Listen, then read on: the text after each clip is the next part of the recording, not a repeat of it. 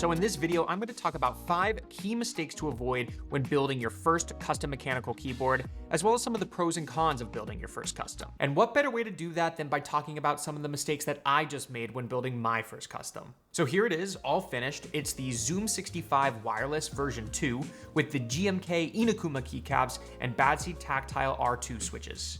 So I've only ever built keyboards as semi-modified pre-builts, where I would buy the keyboard and I would just swap out the switches using hot swap and add my own custom keycaps. For me, it was something of a rite of passage. After years of tinkering with modifying pre-builds, now in 2024 more than ever, there are so many affordable options for full keyboard kits. This time around, every single component had to be built. It was intimidating, but also exciting, both easier in some ways than I thought it would be, but also more difficult in others.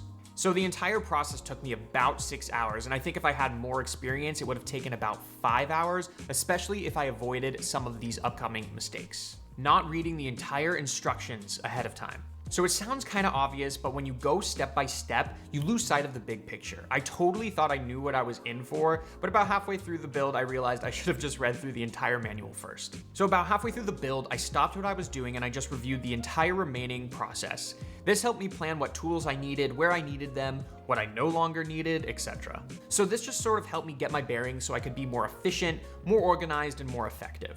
So in this footage, you can see how chaotic things are getting as I spread out across my entire workspace. If I had just taken the time to plan ahead a little bit, I would have been able to have a much cleaner workspace and a much more efficient process. So avoid that. Don't be like me. Read the entire booklet first so you can plan and prep, and with just a little bit more of that prep and planning, you'll be set up for success. Not testing the PCB sockets. So thankfully, this is a mistake I did manage to avoid by the end, but I almost screwed it up. I tested the PCB about halfway through the build, and honestly, I should have done it right from the get-go. It would have been an absolute nightmare to put together this entire keyboard with the switches and realize one of the sockets was not working. When I tested the PCB, I was already 3 hours deep into this process, and I realized it would have been such a waste of time if one of those things weren't working. So when you get your kit, test your PCB right away, and if you realize it's not working correctly, contact the manufacturer so you can get a replacement and save yourself an entire afternoon. Mistake number 3, rushing through the process. Rushing through the process, or actually rushing through anything really, is almost always going to lead to mistakes. So take your time on every single aspect and you will stay focused. For me, it was during the process of lubing the stabilizers that I ended up rushing through it, and I paid the biggest price. Lubing stabs is a delicate process, and for me at least, it's the hardest part. I got frustrated when I attached my stabilizers. I didn't really test or tune them to make sure they were perfect. So I found out only after assembling the entire keyboard that my spacebar was rattling pretty bad. And the thought of disassembling that entire keyboard after that 6-hour process was something, it was the last thing I wanted to do. Thankfully, I was able to find a solve. What I did later was I used this syringe method to inject some additional Krytox lube into the rattling spacebar, and this actually made a huge difference. Shout out to Teha Types for that tip. He actually made an entire video about how to properly lube and tune your stabilizers. I just skimmed through it, just watch the whole thing. Don't make that. That's a little bonus mistake for you. Do not skim it, just watch the whole thing. I'll leave it linked in the description below the like button, which you should hit if you're getting any value out of this video.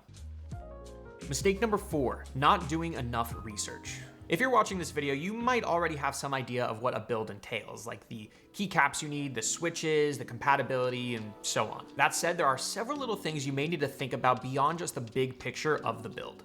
For example, some of the additional equipment you might need, like good tweezers, like you will need them. These came in my iFixit kit, linked down below, and they were perfect for testing the PCB and maneuvering the stabilizers. In my case, I didn't do enough research into the wireless functionality of my keyboard.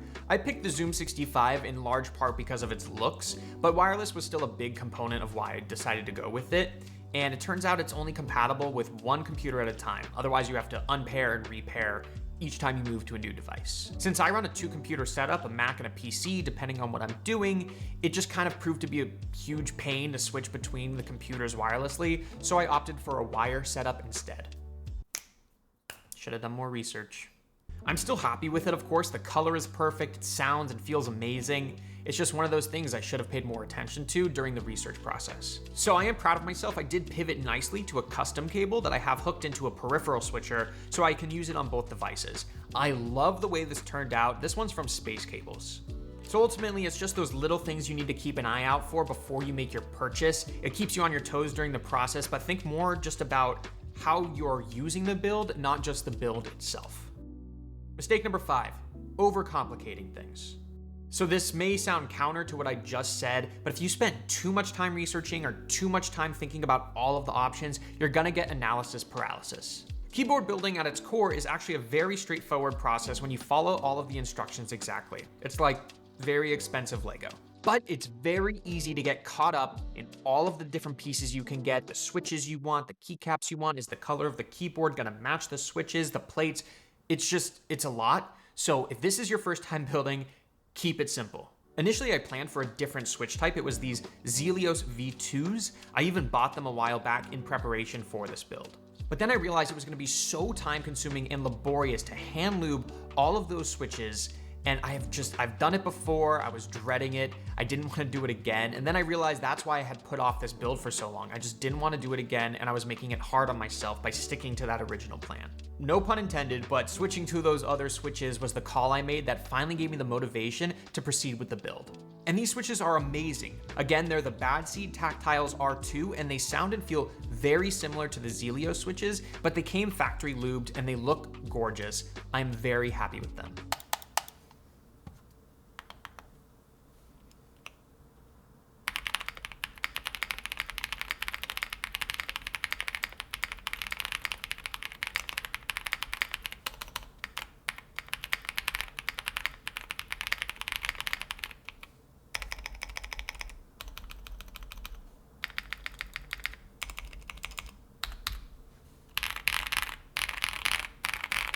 So those were the mistakes to avoid. I do want to talk very briefly about some of the pros and cons of building a from scratch custom versus modifying a pre-built like a Keychron keyboard. You get way more choice of colors, interior flexibility, and comfort when you go for a fully custom build from scratch. In most cases, it will genuinely sound better because of all of the added foam, the little control you get, the fine tuning you can do. Pre-builts just don't offer this kind of control. That said, it is way more time consuming building a custom keyboard from scratch, obviously. Modifying a pre-built and just hot swapping in new switches and adding keycaps takes like an hour or so. This took me my entire afternoon. And the last little comparison I noticed was less about the board itself and more just about how it feels. Like if you've ever built a custom PC before, you know how it feels when you pick out all the components and the parts and it all comes together and you're just proud of it and you're looking at it and you're like, hell yeah, like nobody else has a PC quite like this one. It's the same thing here with the keyboard.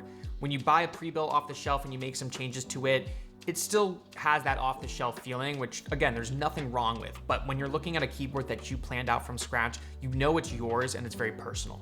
This is a 65% board and it's honestly amazing. It saves a ton of space on your desk. The fact that there were less switches on the board in general meant that it didn't take as long as a full-size board would have been. And so I'm proud of myself for making the call because I think going smaller was a lot more accessible and anything bigger would have been just a little too intimidating. And oddly enough, I don't miss the numpad as much as I thought I would. I think for certain tasks, I definitely do. And so maybe I'll buy like a separate numpad off to the side and I'll just kind of leave it over there when I need it.